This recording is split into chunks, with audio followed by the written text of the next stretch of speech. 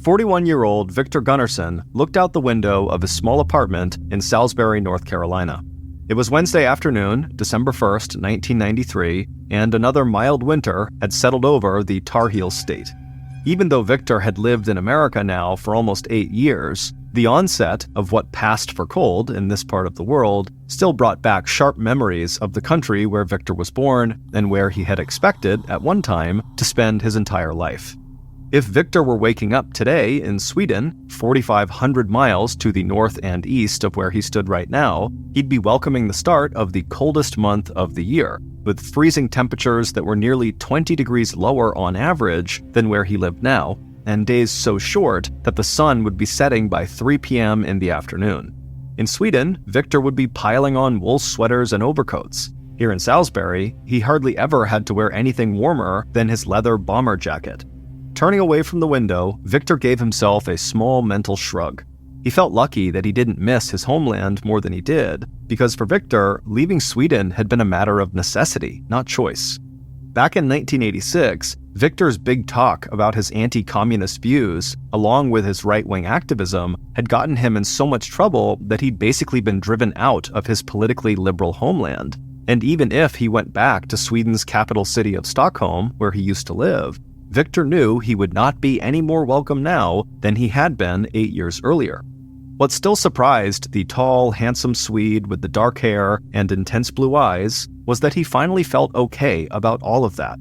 When he'd had to leave Stockholm, he'd chosen the US because he'd enjoyed the time he'd once spent vacationing in sunny California, but he'd wound up settling not on the West Coast, but here in central North Carolina, where the weather was warm, cost of living was reasonable, and where the beautiful Blue Ridge Mountains were within a day's drive of the Lakewood apartment complex that Victor now called home. And here in the south of the United States, Victor's conservative views didn't raise so many eyebrows, and his naturally gregarious personality had meshed seamlessly with the region's legendary southern hospitality and friendliness. And it hadn't taken Victor long since he'd arrived before he'd put his ability to speak 9 different languages to good use. Within weeks of getting settled here and advertising his services as a language tutor, Victor began to get so many requests for help that he'd had to start putting prospective students on a waiting list. Now, earning $50 an hour, which would be the equivalent of about $100 today, Victor wasn't rich, but he did feel financially comfortable. Victor had also very quickly found his niche in Salisbury as a ladies' man. From the second he had arrived, Victor made no bones about how much he enjoyed female company in every size, shape, and age. And even after the short but passionate affairs that Victor favored ended, he almost always remained on very friendly terms with his former lovers. The South was also a place where Victor, who liked to exaggerate when it came to describing his life experiences, found a willing audience. In addition to his magnetic personality, the fact that he was from Sweden and spoke so many languages gave him an exotic and cosmopolitan gloss that women and men found very interesting. Now, opening up one of the kitchen drawers and picking out a sharp paring knife, Victor thought about the latest woman in his life and smiled. Reaching for the fresh tomatoes that were piled on the counter in front of him, he put one of them on the cutting board and then looked down at his gold watch to check the time. Just 5 days ago, on the Friday after Thanksgiving, Victor had met a local high school teacher named Kay Whedon, who was housing a foreign exchange student from Denmark. And the attraction between Victor and Kay, who was 40 years old and, like Victor, divorced, had been immediate and very strong. The two of them had been brought together by a mutual friend who had told Kay that Kay's exchange student, Mikkel, who was there attending the local high school, might enjoy talking in his native language with Victor. Since that first meeting, Victor and Kay had spent a few more evenings with one another, and while their relationship was still purely platonic, Kay had asked Victor over to her house for dinner tonight so he could meet Mikkel and also Kay's 15-year-old only child, a son named Jason. Victor had been thrilled, and he'd told Kay not to worry about cooking, that he would provide the food, spaghetti with the homemade sauce he was now in the process of making. And if all went well, Victor thought, as he moved through the steps of a pasta recipe he knew by heart, maybe he and Kay, a smart and attractive woman who taught high school English and drama, would become more than just friends. On Friday, December 3rd, Victor got his wish. Victor's homemade spaghetti dinner 2 evenings earlier had been such a success that Kay was eager to move their relationship forward. Victor had hit it off right away with both Mikkel and Jason, and now Kay wanted Victor to meet one of the most important people in Kay's life, Kay's 77-year-old mother, Catherine Miller.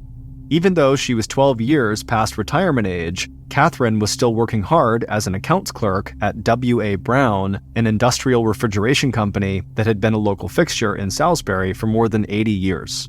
Now a widow, Catherine devoted her spare time to church and volunteer activities and to playing a very big role in the lives of her grandson Jason and her only daughter Kay.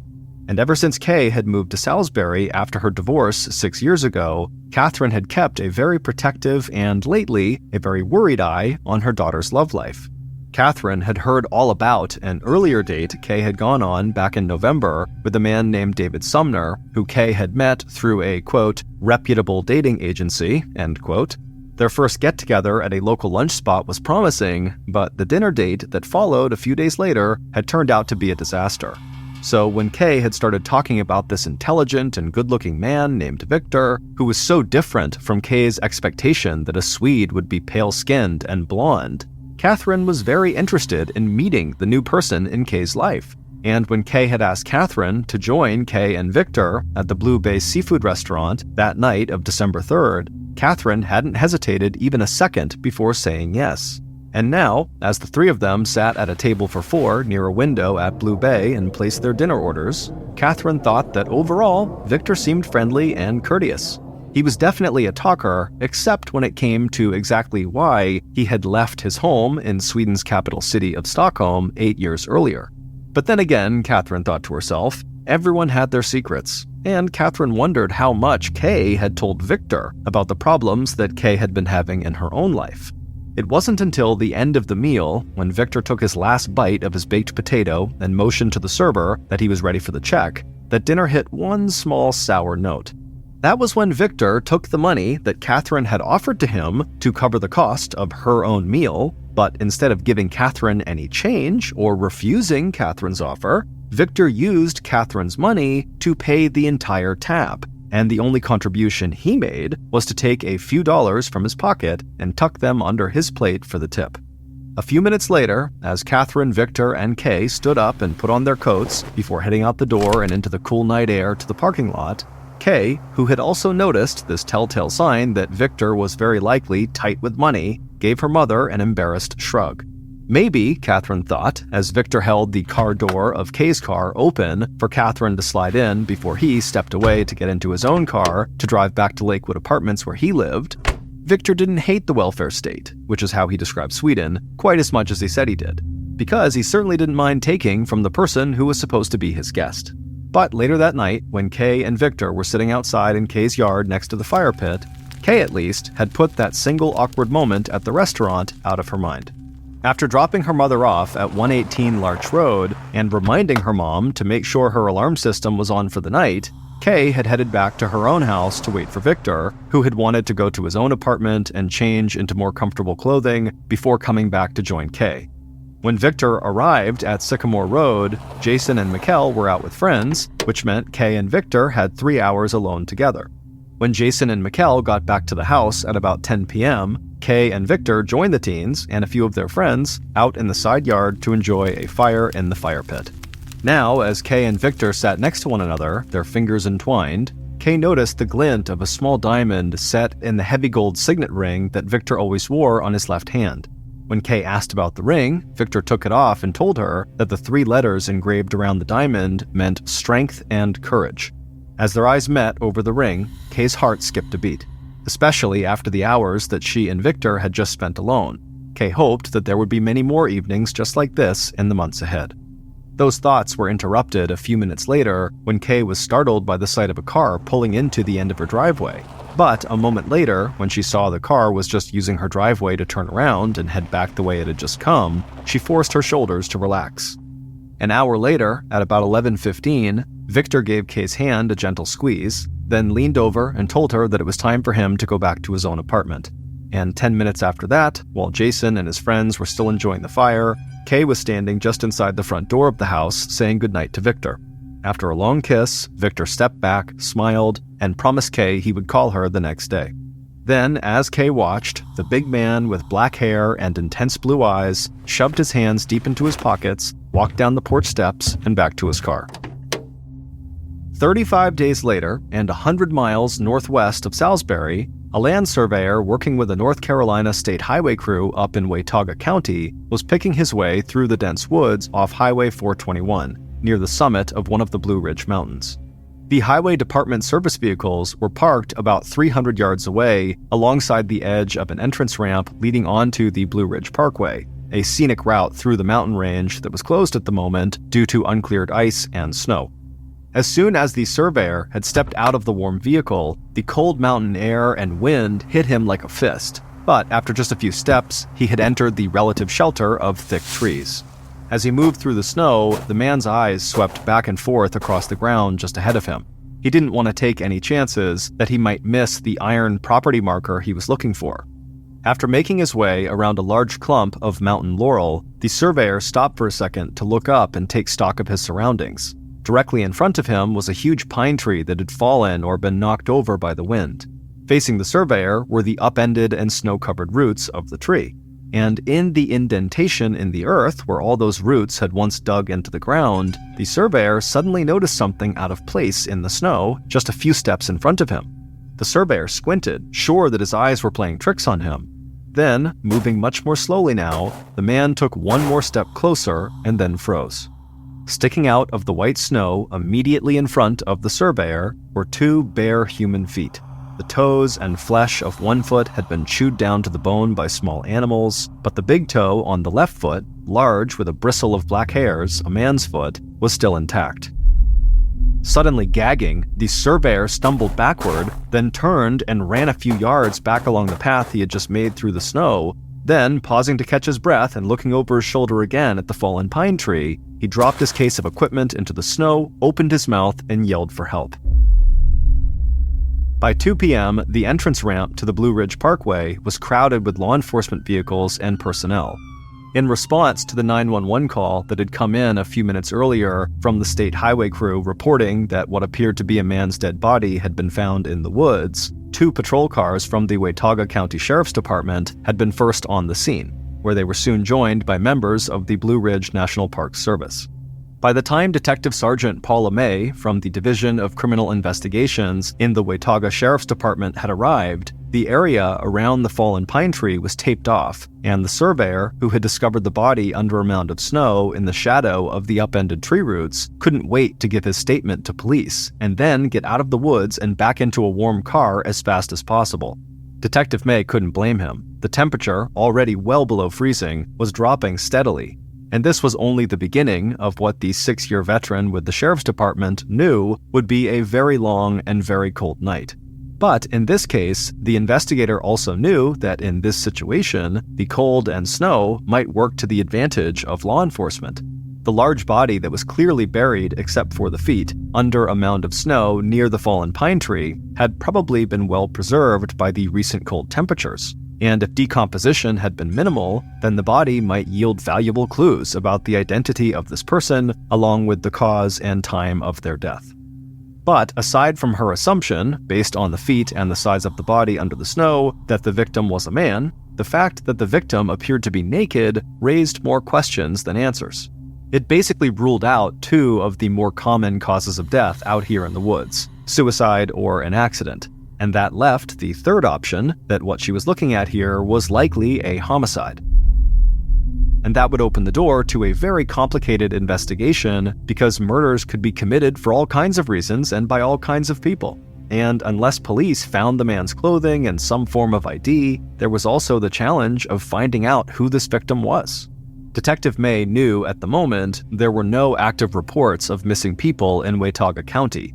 And even before she left the woods later that evening, she also knew that one of her first tasks would be to check on missing person reports outside of the county, both in the larger region and statewide.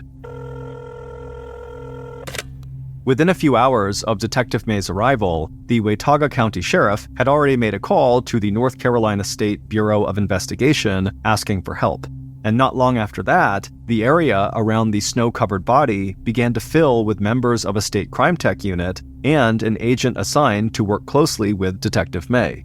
It wasn't until after the scene was photographed, sketched, and processed that the medical examiner oversaw the removal of the body.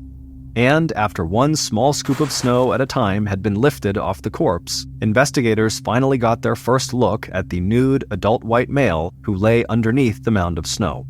The bare skin of the man's back was frozen to the ground. His wide open mouth showed a set of straight white teeth. In his left temple, just below the line of dark hair that still covered what was left of his scalp, investigators could see a clearly defined circle where a bullet had been fired into his skull. And on the right side of the man's neck, there was a second bullet hole. There was no sign anywhere of the man's clothes, and no shell casings from the rounds that were fired, but the body was not completely stripped. On the man's left wrist was a gold watch, and on his left hand, he wore a heavy gold signet ring with a small center diamond.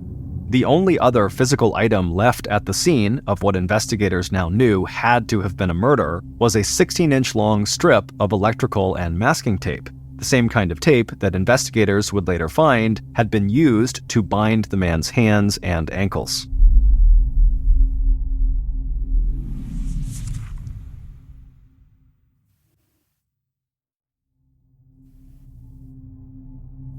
By the next morning, when the medical examiner was preparing to conduct an autopsy on the body found in the woods the night before, Detective May had already made much more progress on the case than she had believed possible when she had first laid eyes on the dead man.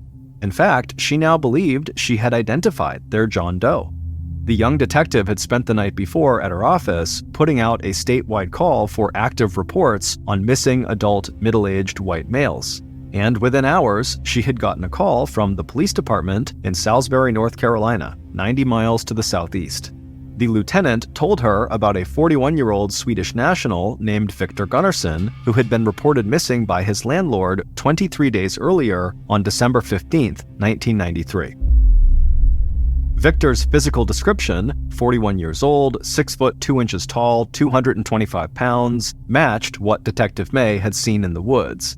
But it was the recent photograph attached to the missing persons report from Salisbury that made the investigator's heart beat faster. The man in the photo with the dark hair and straight white teeth was wearing a gold watch and a heavy gold signet ring that looked exactly like the jewelry she had seen on the dead man in the woods. But it was what the Salisbury investigator told Detective May next, when she asked what else the officer knew about Victor Gunnarsson, that literally took Detective May's breath away. Because, as Detective May was about to find out, Victor Gunnarsson was no ordinary Swedish citizen. Victor Gunnarsson was in fact a major player in a political assassination that had taken place 8 years earlier, an assassination that was still unsolved and still the subject of international intrigue and speculation. That assassination had taken place on the evening of Friday, February 28, 1986, in the capital city of Stockholm, Sweden, when the country's popular prime minister and his wife, unescorted by bodyguards, were walking home from an evening out at the movies. The assassin had walked up behind the couple and fired 2 bullets at close range. The first hit Olof Palme in the back, killing him almost instantly, while the second bullet grazed and slightly injured Palme's wife, Lisbeth. And among the first suspects in that high-profile homicide was Victor Gunnarsson. Known at the time to Swedish police for his right-wing extremist views, Victor had been spotted earlier that same evening in a nearby bar where he had been heard ranting about the Prime Minister's socialist economic and foreign policies. Within hours of the shooting, Victor, who was then 33 years old, was picked up for questioning and then let go, only to be brought back into police custody 2 more times for detention and interrogation. He was finally released after an eyewitness to the assassination could not positively identify Victor as the shooter. But being released from police custody was not at all the same thing as being cleared of suspicion. As long as the case went unsolved, Victor remained a person of interest. As the target of continued surveillance as well as public mistrust, Victor had trouble keeping a job and living a normal life. So, after receiving a settlement for wrongful detention from the government, Victor decided it was time to leave Sweden and start a new life in America, where he eventually settled in Salisbury, North Carolina. Within days of Detective May's discovery, Swedish officials were able to confirm that the fingerprints taken from the man found in the North Carolina woods did match those of Victor Gunnarsson. By that time, the autopsy report had also come back. The contents in Victor's stomach, which included bits of potato skin, showed that he had probably eaten dinner about 4 hours before his death. The medical examiner had also determined that Victor had been bound with masking and electrical tape and confirmed that Victor had been killed execution style with 1 bullet to the head and 1 to the throat. The cause of death immediately ignited speculation in the US and in Sweden that Victor himself had become the victim of an assassination, and that his death must be related somehow to the 1986 murder of the Swedish Prime Minister. But as detectives in both Watauga County, where Victor's body was found, and in Salisbury, where Victor lived, began to work the homicide case together, what increasingly drew their attention wasn't just Victor's link to an 8-year-old political assassination, it was Victor's link to Salisbury resident and high school teacher Kay Whedon. What made that link interesting to detectives was the fact that Victor was not the only recent homicide victim who had lived in Salisbury and been a part of Kay's life. By now, results from Victor's autopsy, coupled with information detectives had gathered from Victor's friends and neighbors and from Kay herself, had helped police narrow the date of Victor's actual death to early December, probably around December 3rd, which was when Victor had gone out to dinner with Kay and eaten the baked potato, bits of which were later found inside of his stomach. And it was just a few days after December 3rd, on December 9th, that Kay Whedon's mother, 77-year-old Catherine Miller, had also been murdered. And like Victor, she had been shot twice in the head at close range. So, even as Detective May and law enforcement from the state and Salisbury Police Department continued to track down any information they could about Victor's political activities here in the United States, investigators also focused their attention on finding out all they could about Kay, the one person who represented the strongest link between 2 very similar brutal homicides that claimed the lives of 2 Salisbury residents. By the time Detective May joined forces with Salisbury investigators in mid-January, Salisbury police had already discovered that Kay herself also appeared to be in potential danger.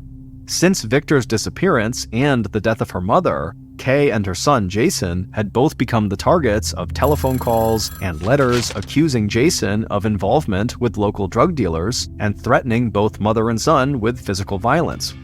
When Kay sat down with investigators to tell them about her relationship with Victor, she told detectives that she had been crushed when Victor had not followed through on his promise to call her the day after their dinner together at the Blue Bay restaurant on December 3rd. But any worry or hurt Kay had felt about Victor's sudden silence and apparent disappearance, and any concern over the apparent stalker or stalkers who had started sending these awful letters and calling her and her son at all hours to threaten them, had been totally blotted out of her mind when she received the terrible news on December 9th that her mother had been murdered. That was the morning that Catherine's body had been found by a coworker from W.A. Brown, who had been so concerned that Catherine was late to work that he went directly to her home on Larch Street to make sure she was okay.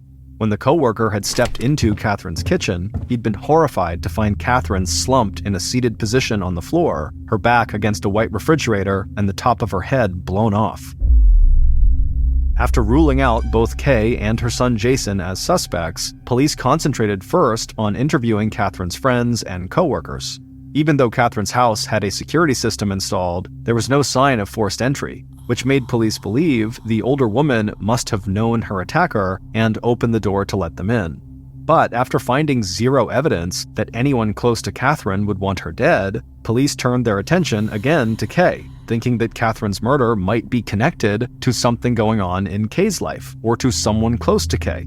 People of interest had included Kay's former boyfriend, a Salisbury police officer named Lamont Claxton Underwood, who worked as a resource officer at Salisbury High School, as well as other men like David Sumner, who Kay had dated after she broke up with Officer Underwood and before she met Victor Gunnarsson.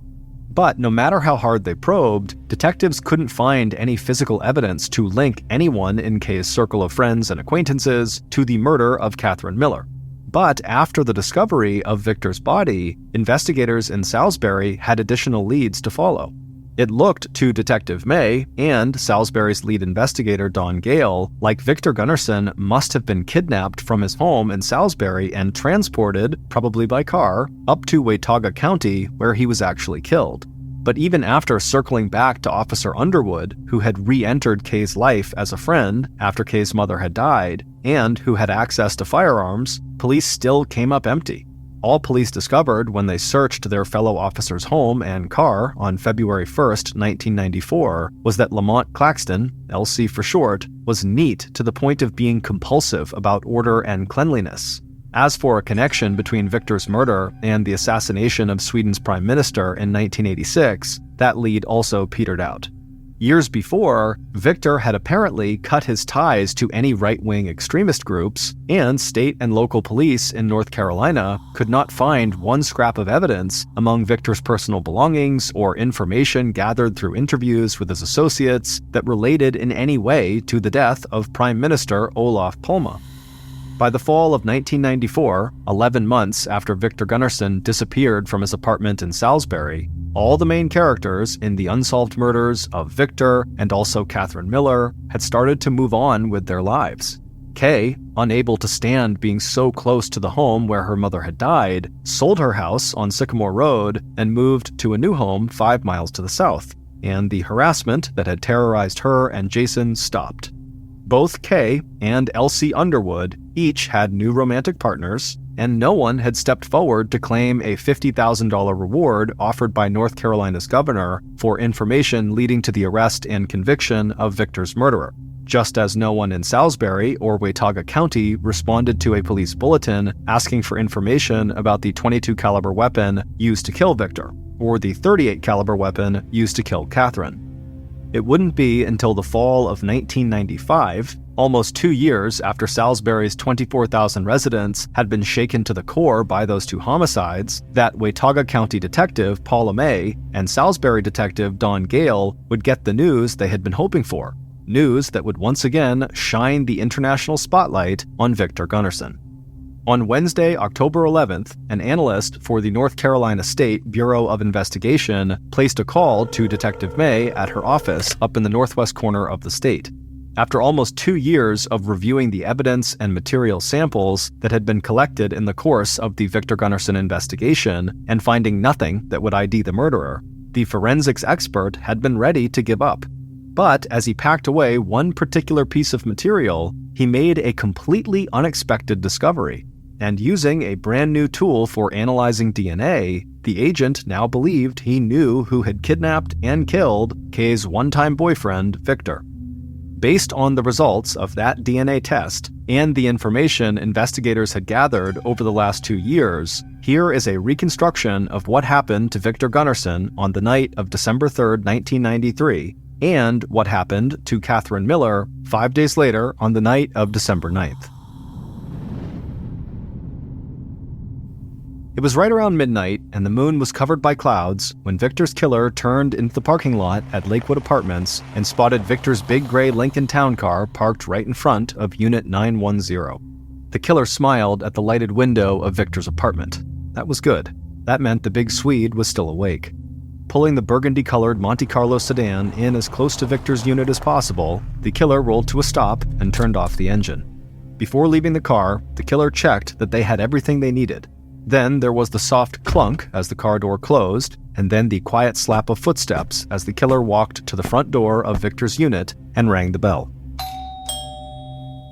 A moment later, there was the sound of movement inside the apartment, then the doorknob turned, and the big friendly Swede suddenly appeared standing right inside. But the expression of puzzled welcome on Victor's face didn't last long.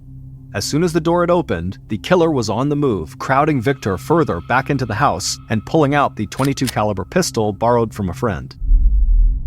Before Victor even had time to wrap his mind around what had just happened and who was standing inside his home, Victor was being forced out the door of his apartment, bands of tape covering his mouth and binding his hands tightly behind his back.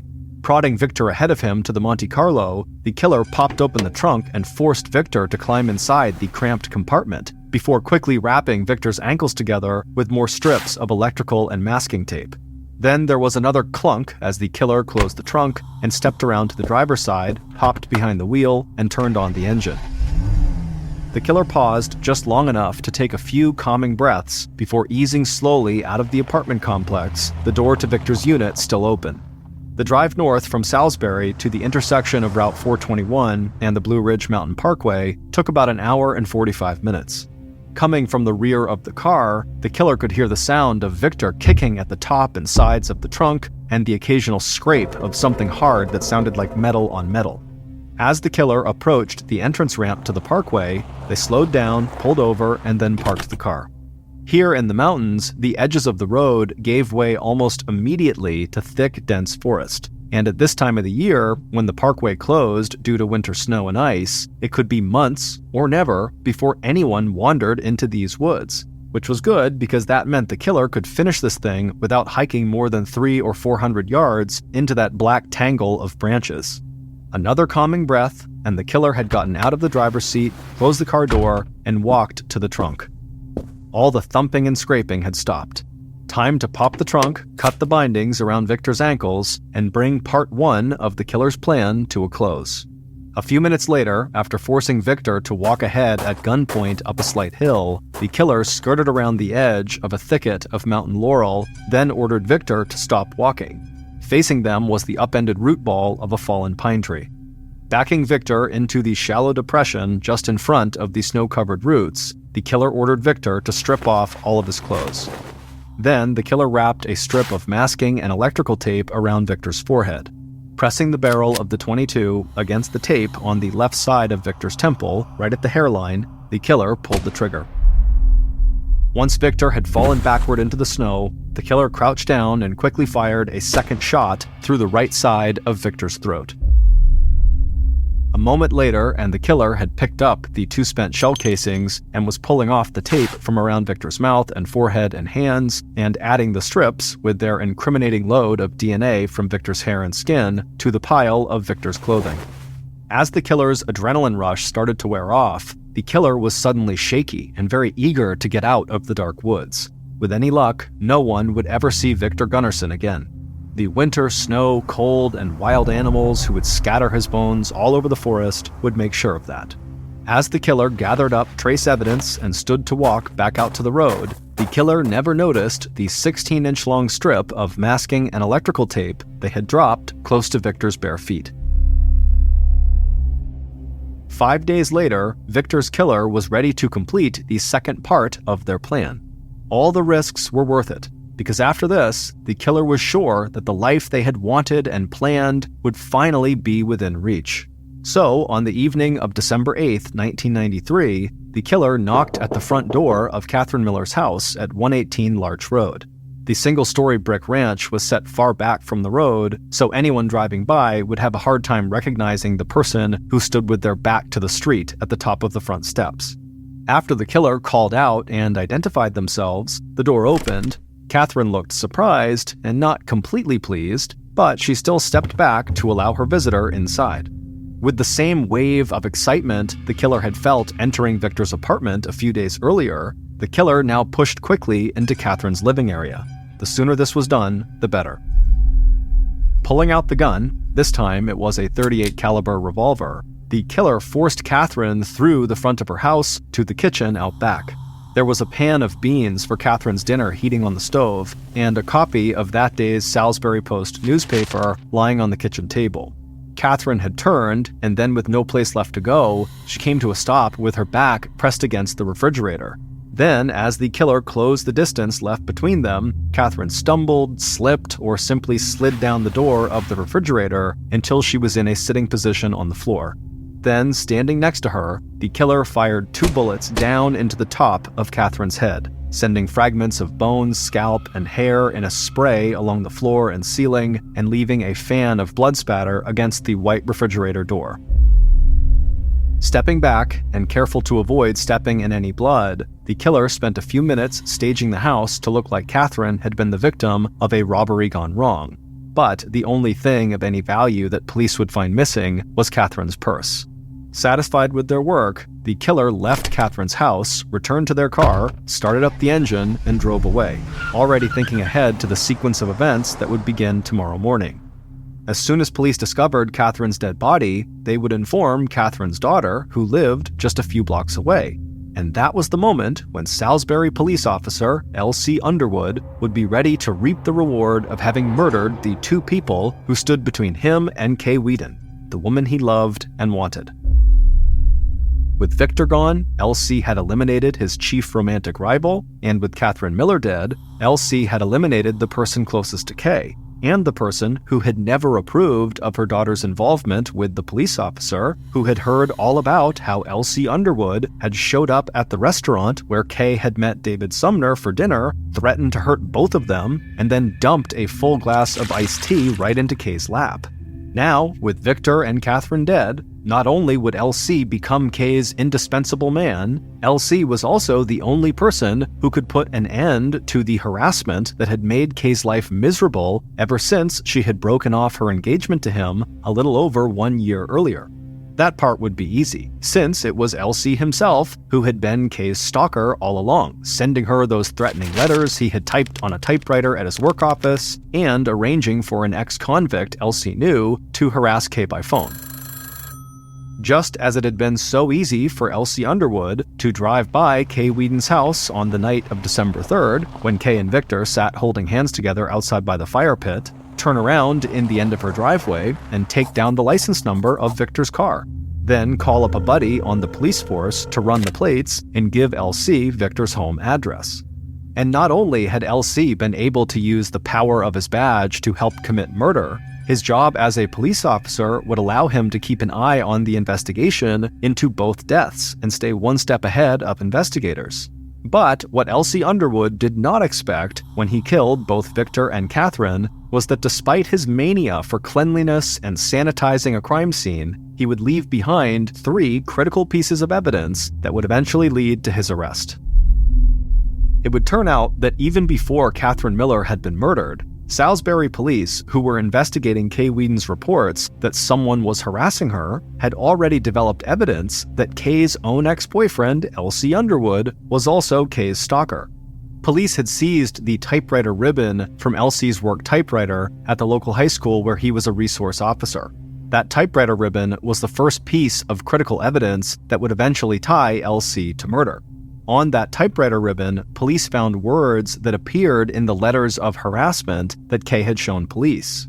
Even though Kay herself had refused to believe that L.C. could be her stalker, when Kay's mother, Catherine, was murdered, L.C., who had been vocal about his run-ins with Catherine, quickly became investigators' primary suspect. But it wasn't until Victor Gunnarson's body was discovered, naked and dead up in the Blue Ridge Mountains, that police were able to collect the second and third pieces of evidence that would send L.C. to prison. When police searched L.C.'s house back in February of 1993, almost 2 months after Victor's disappearance, they found a roll of electrical tape that they were later able to identify as the same kind of tape as the strip of tape that police found at the scene of Victor's murder. And during that same search, in the trunk of L.C.'s Monte Carlo, there were boot prints and scratches on the underside of the lid. And even though L.C. had had the car thoroughly and professionally cleaned, when detectives sent in the mats from the bottom of the trunk to the state crime lab for examination, forensic specialists would eventually recover 17 hairs embedded in the mat fibers. The call that Detective Paula May had received on October 11, 1995, was confirmation from the North Carolina State Bureau of Investigation Crime Lab that DNA from all 17 of those hairs found in the trunk of L.C. Underwood's Monte Carlo were a match for Victor Gunnerson. On October 13, 1995, one day after receiving those DNA results, and just under 2 years after Victor disappeared, police arrested 44-year-old police officer L.C. Underwood and charged him with first-degree murder and first-degree kidnapping in the death of Swedish national Victor Gunnarsson. 3.5 years later, on Monday, July 21, 1997, Lamont Claxton Underwood was found guilty of both charges and sentenced to life in prison without parole. Although the court allowed the prosecution to present evidence from Catherine Miller's murder as part of the state's case against L.C. Underwood, Elsie Underwood was never formally charged with Catherine's murder. On Christmas Day 2018, after serving 21 years of his life sentence, Elsie Underwood died in prison of kidney cancer at the age of 67. In June 2020, 34 years after Victor Gunnarsson was questioned as a possible suspect in the assassination of Sweden's Prime Minister Olof Palme, Swedish prosecutors announced that they had finally solved the puzzle of who really did shoot Olof Palme.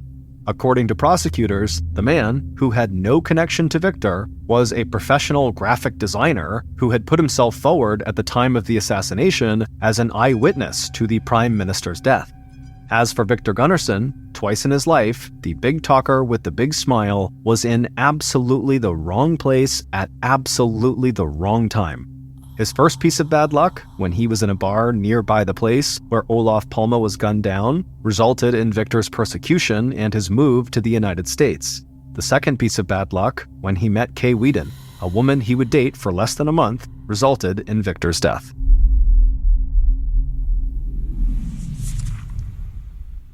During a busy 2009 weekend on a popular river in Florida, two boats collided. Within minutes, one of them, a 40-foot-long pleasure craft, had sank. Luckily, all the passengers on both boats survived, but unluckily, where the sunk boat finally landed underwater was not very deep, and it was just barely outside of a main shipping channel, which meant if it didn't get moved, someone was eventually going to run into it. The marina owner contacted a local commercial diver and asked him if he would come out and lift this boat up and move it. But that diver was not going to be available for several weeks, and he was asking for too much money. So the marina owner reached out to another local diver, a guy by the name of Tim, and offered him the job. Tim was not a commercial diver. He was a 43-year-old recreational diver who was well known in the area and had lots of diving experience. But in terms of experience lifting 40-foot crafts off the bottom of the river, Tim had no experience. But Tim was excited at this challenge being presented to him, and so he accepted the deal and offered to do it for half the money the commercial diver was asking for. Even though Tim had never raised a boat before, he knew it was going to require a lot of lift bags around the boat. Lift bags are like these big, durable balloons that you can inflate and deflate underwater.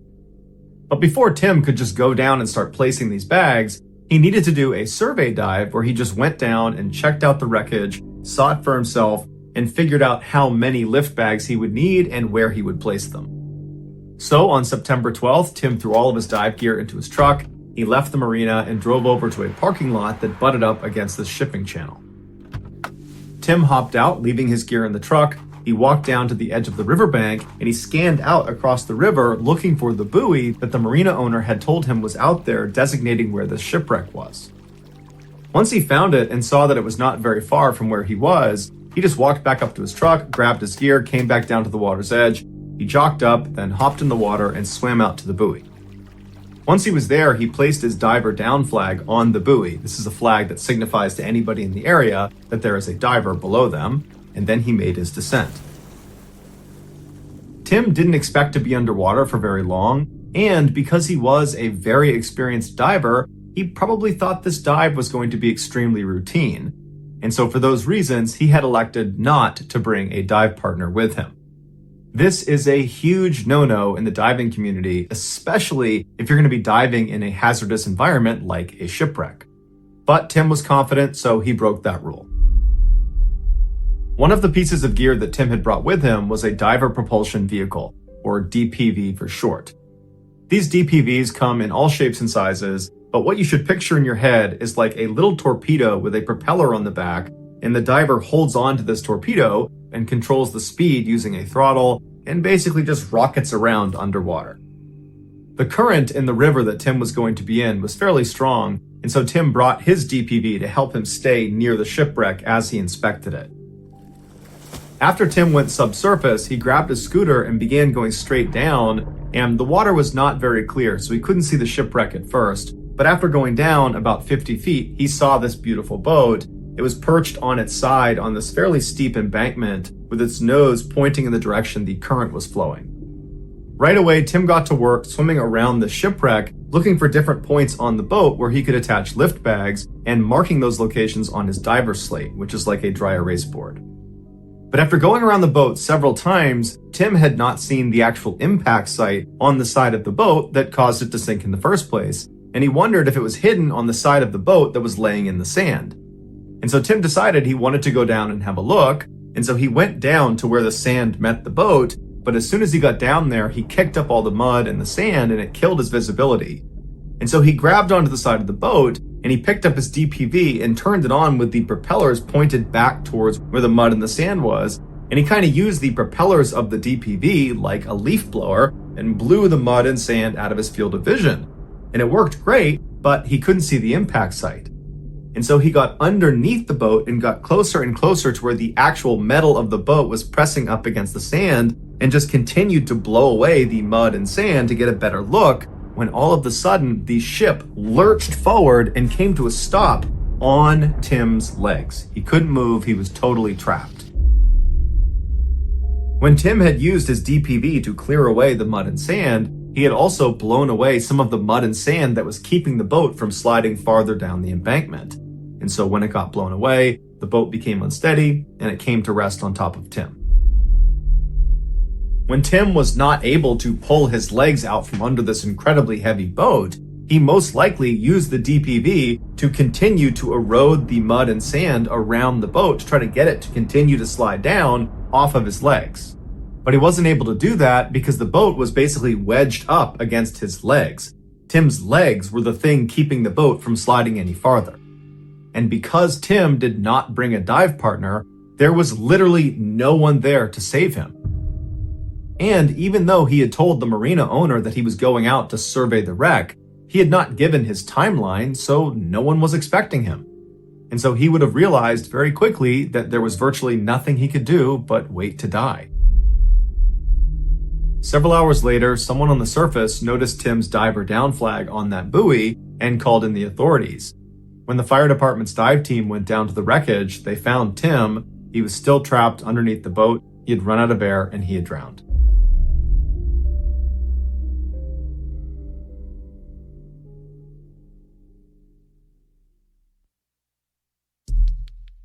Our next story is called Swiss Cheese.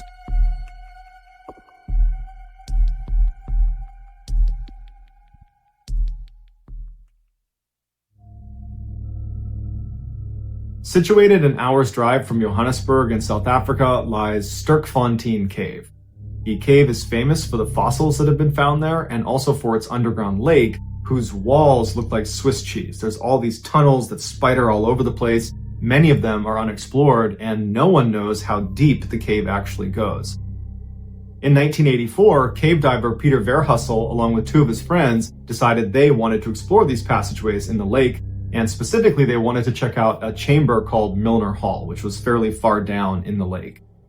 There was a guideline that was anchored from the surface of the lake all the way down into the different sections that had been explored, and this was so cave divers could hold on to it and make their way through without getting lost. Not that I've ever been cave diving, but from what I've read, there is one golden rule. You never let go of the guideline. And if you do, it better be extremely well planned, and you should do it with other divers present. Peter was a notorious risk taker and was the least experienced cave diver of the three.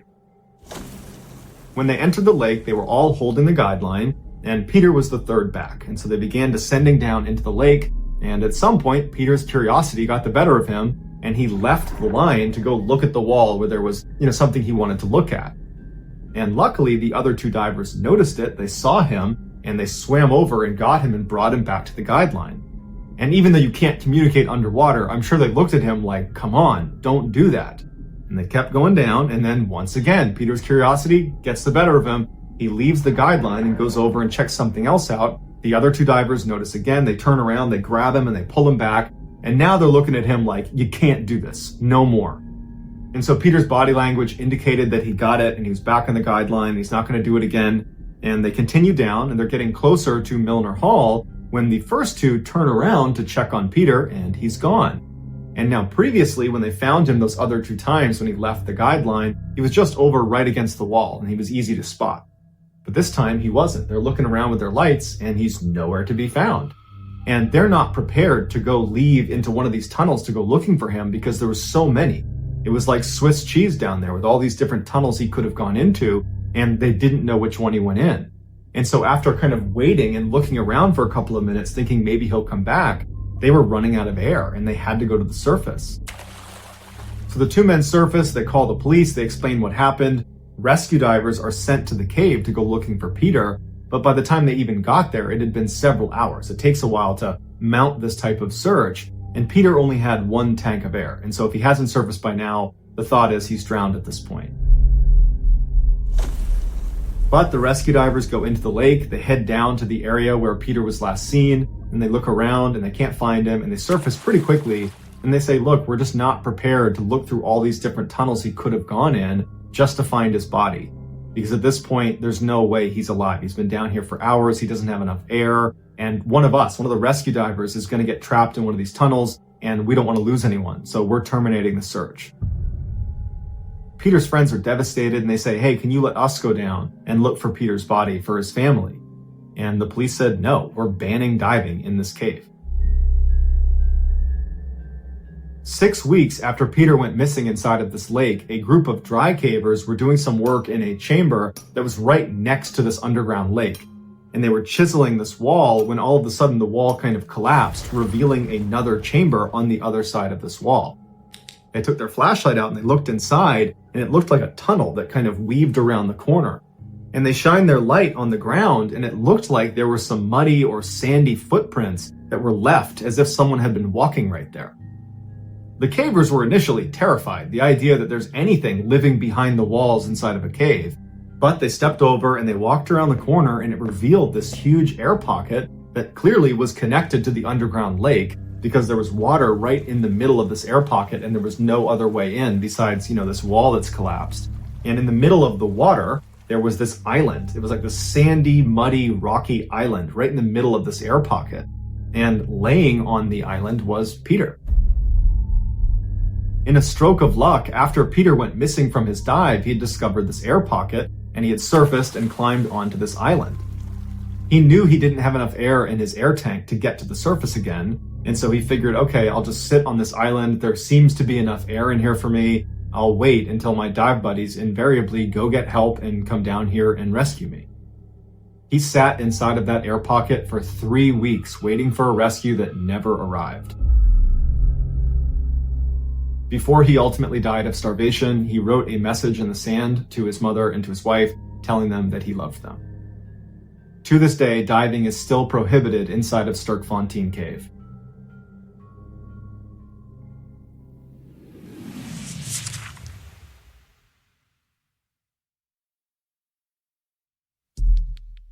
The next and final story of today's episode is called Birth Number 6.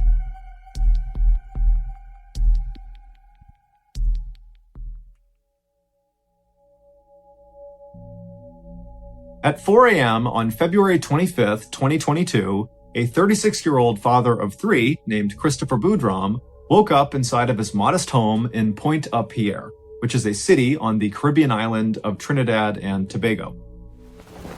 After quietly getting out of his bed so as not to wake up his wife, who was still asleep, Christopher walked into the other room and did his typical morning exercise routine, and then afterward, he made himself some breakfast in the kitchen, and by 5:30 a.m., he was out his front door, into his car, making the commute to work. Christopher was a professional scuba diver, and he had been for over 10 years. Commercial diving is a very broad field to work in, but generally, it meant that Christopher was paid to do various tasks underwater, things like inspections or welding or just moving equipment around. For the last 8 months, Christopher had been fortunate enough to be working for a company that was located just 2 minutes drive from his house. It was an oil and gas company called Perea Fuel. And Christopher's duties at Perea Fuel centered primarily on the upkeep and maintenance of several of these underwater pipelines that Perea Fuel used to get the oil off of their ships and onto land where it could be processed. These underwater pipelines, of which Perea had at least 6, were basically U-shaped. They had these two vertical sections on either end that would jut out of the water. And then connecting these two vertical sections was a 1,200-foot long section of pipe that ran along the seabed at roughly 60 feet below the surface. And so one of these vertical sections was out at sea, so 1,200 feet off the coast, and ships would literally come by this opening to the pipe that was out of the water, and they would dump their oil into this opening. The oil would go down, it would shoot across this long horizontal section, and then go up the other vertical section much closer to shore, where workers could collect the oil and bring it onto land to be processed. So on this particular day in February of 2022, when Christopher arrived at Perea Fuel, he was not surprised at all to find out that he and his diving colleagues would be doing some maintenance on one of these underwater pipelines.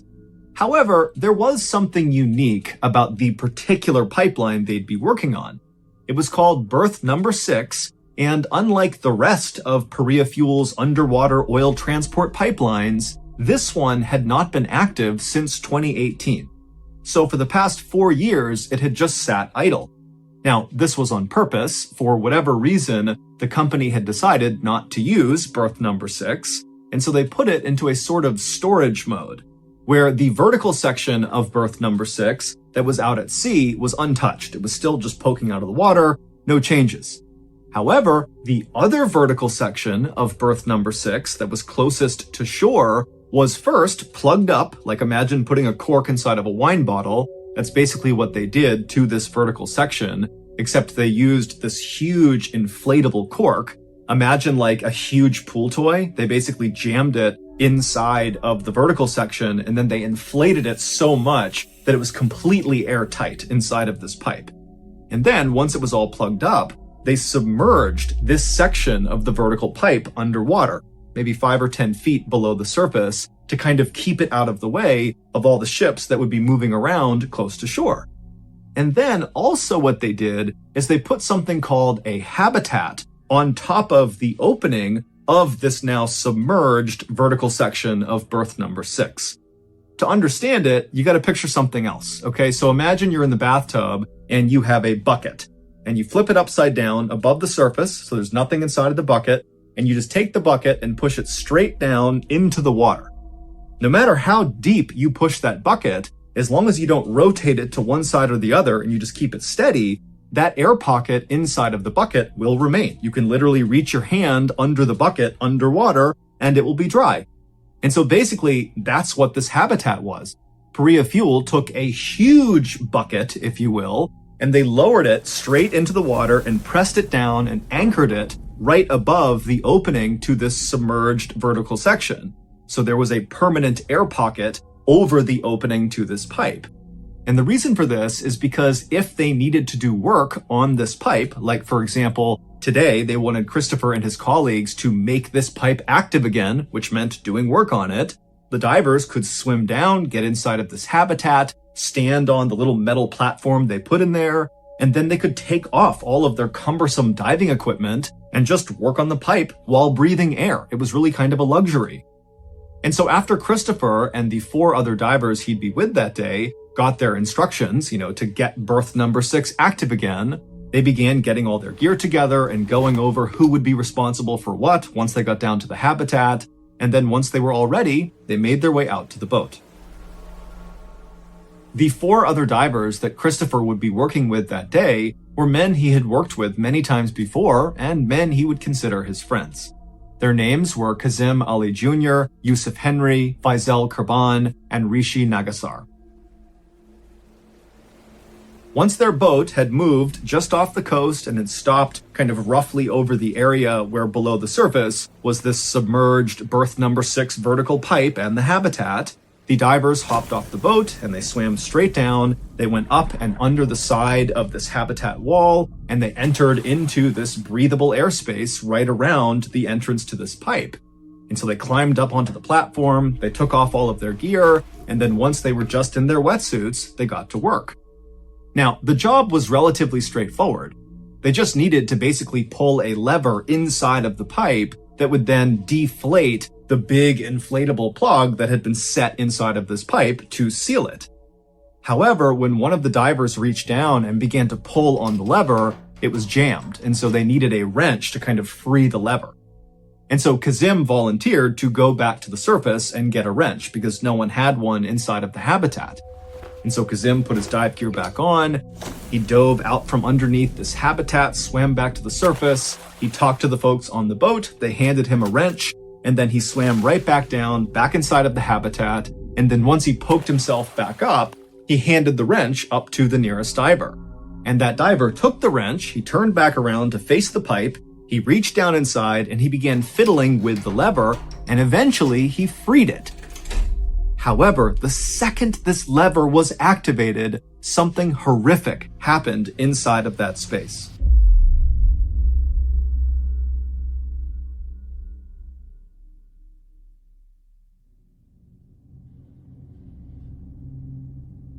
We don't know exactly how this happened or what exactly could have been done to prevent it, but in short, the second that lever was activated, it began to deflate this big cork that had been plugging up this inactive pipeline for the past 4 years. And when that happened, it broke the seal, and suddenly all this low pressure air that was sitting in 1,200 feet of pipeline made contact with the extremely high pressure air that was inside of this habitat. And air likes to go from high pressure to low pressure. And so the second that seal was broken, the high pressure air in the habitat expanded down into the pipe.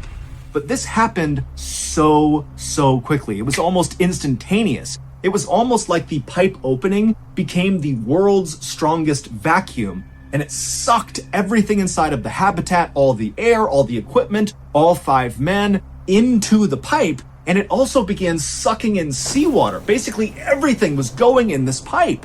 And so these 5 men, they don't have their scuba gear on, went from just standing outside the pipe to feet first flying into this pipe with all of their heavy equipment all around them and there's seawater all over them. They're holding their breath. And so they get sucked down the vertical section, they turn the corner, and they get rocketed out to sea. They are on the 1,200 foot long section, the horizontal section, just blazing a trail. Now think about this. All 5 of these guys have no idea what's happened. They're on a breath hold. They are shooting down a pipe. They can't see anything. The space inside of this pipe is so narrow. It's 2.5 feet across. And so they're getting compressed. Their shoulders can barely fit inside of this pipe. And so you gotta figure that all of them are expecting to die. But eventually, the pressure in this pipe did equalize, at which point this vacuum phenomenon stopped up at the habitat, and actually the habitat kind of refilled with air. And when that happened, all the seawater that was getting pulled into this pipe also stopped. So no more air, no more seawater is going into this pipe. It's kind of like whatever went into the pipe, that's what's down there.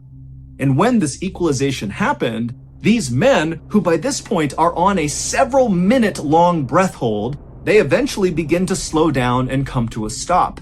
And by some miracle, they came to stop in a section of this horizontal pipe that was not totally flat to the seabed. It was slightly elevated, which meant there was a small air pocket where they stopped. And so they come to a stop and they just start gasping for air. And then they begin yelling out to each other, and they realize all 5 of them are alive, and they're all kind of roughly grouped together in this air pocket. And we know this because one of their cameras on their bodies was rolling when they were pulled into the pipe. And so we can't see anything because it's pitch black inside of this pipe, but we can hear them talking to each other once everything stops. And so over the course of this kind of chaotic initial volley of communication up and down the pipe, where again, these guys are on their backs, they can't move at all. They're completely kind of trapped in position. And even though they're in an air pocket, there is water kind of close to their face. And so they have this little area to breathe in. They're panicking. They're screaming at each other. But in this volley, they're able to figure out that Christopher was the closest to the way they had come into the pipe, meaning his head was closest to the vertical section closest to shore, and all 4 other men were right below him. And so Christopher knew if they were going to get out, their best chance was to backtrack, head towards the way they came in, which meant Christopher would have to lead them. And so Christopher kind of found it within himself. Again, we can hear him on audio, and he told the others to calm down and link their feet onto the person below them's shoulders. And so to do that, the only way these guys could move in this tight little pipe is just by pushing with their heels. And so painfully, slowly, these guys who were very badly battered at this point, I mean, they came flying in here surrounded by all their heavy equipment crashing into them. Guys had broken bones. They were really badly beat up, but they finally make their way until they're all linked, feet under each other's shoulders.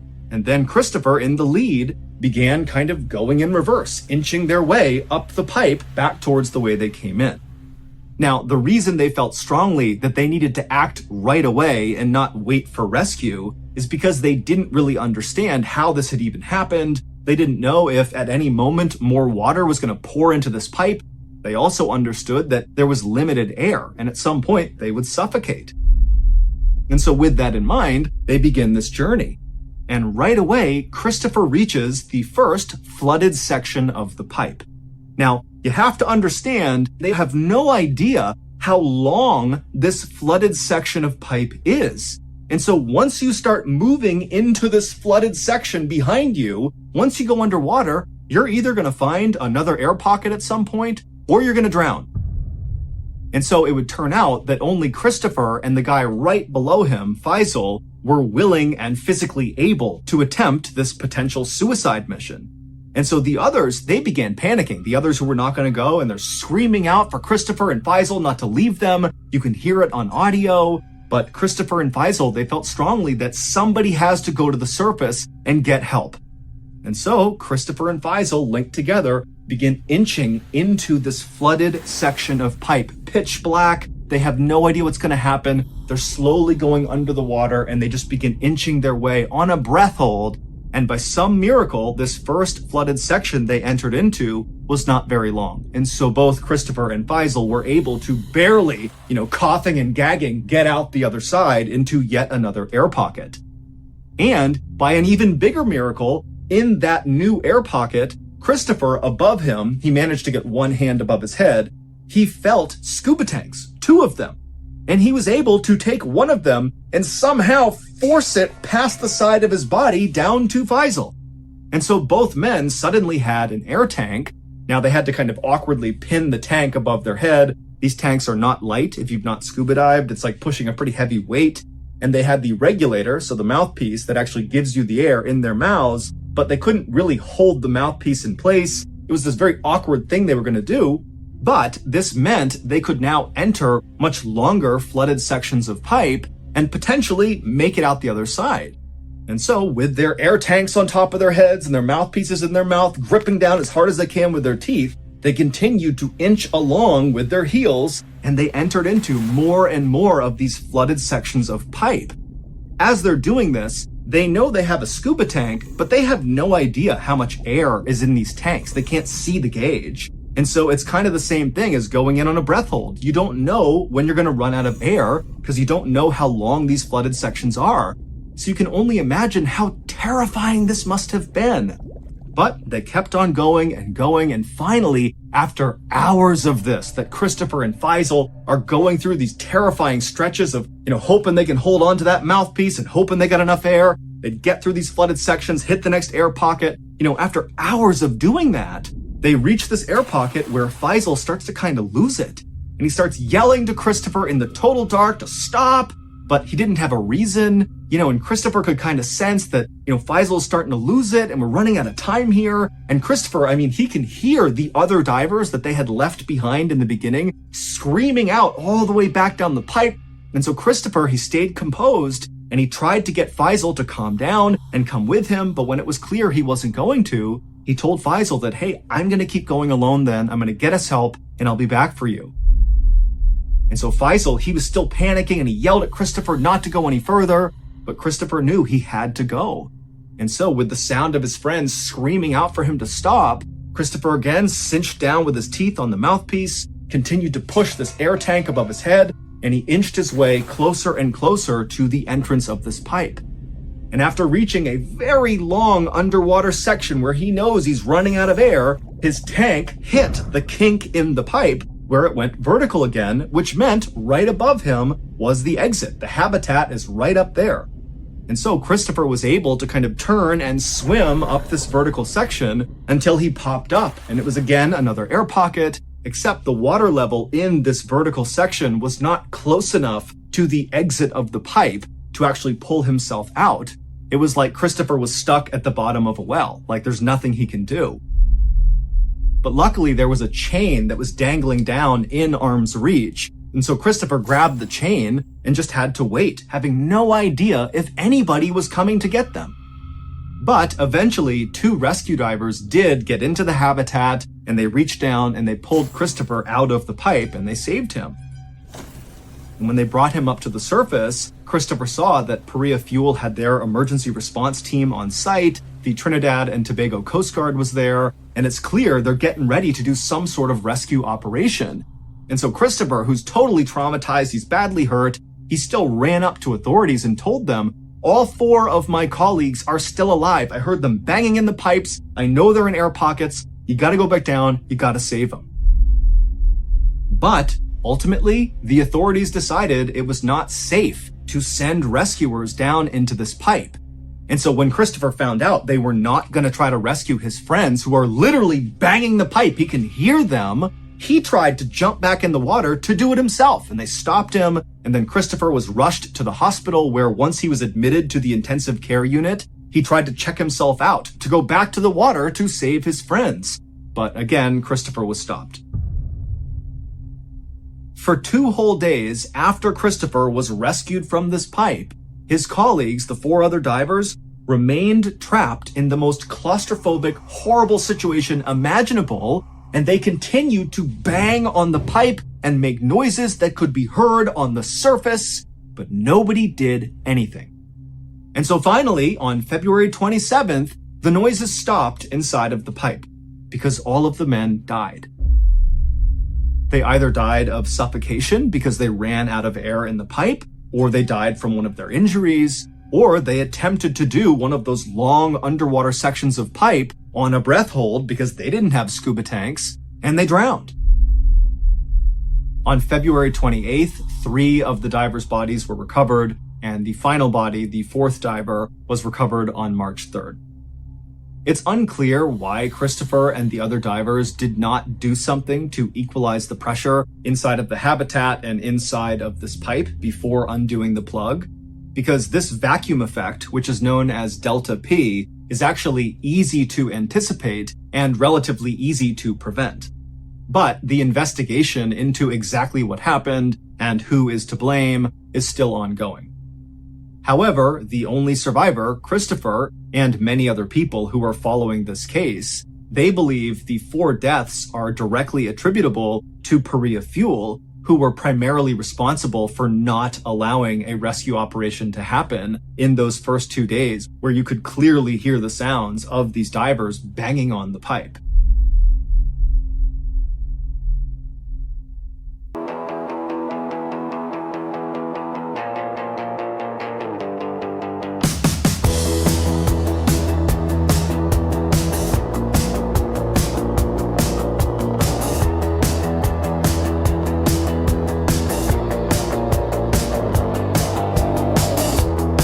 There's a static glow beneath my veins, an ocean folded into glass.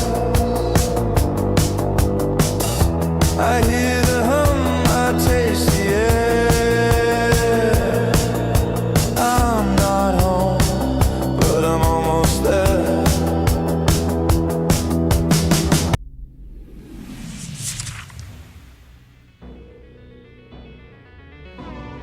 Thank you for listening to the MrBallen podcast. If you enjoyed today's stories and you're looking for more bone-chilling content, be sure to check out all of our other studios podcasts, MrBallen's Medical Mysteries, Bedtime Stories, and Runful. Just search for Ballen Studios wherever you get your podcasts. If you want to watch hundreds more stories like the ones you heard today, head to our YouTube channel, which is just called MrBallen. So that's going to do it. I really appreciate your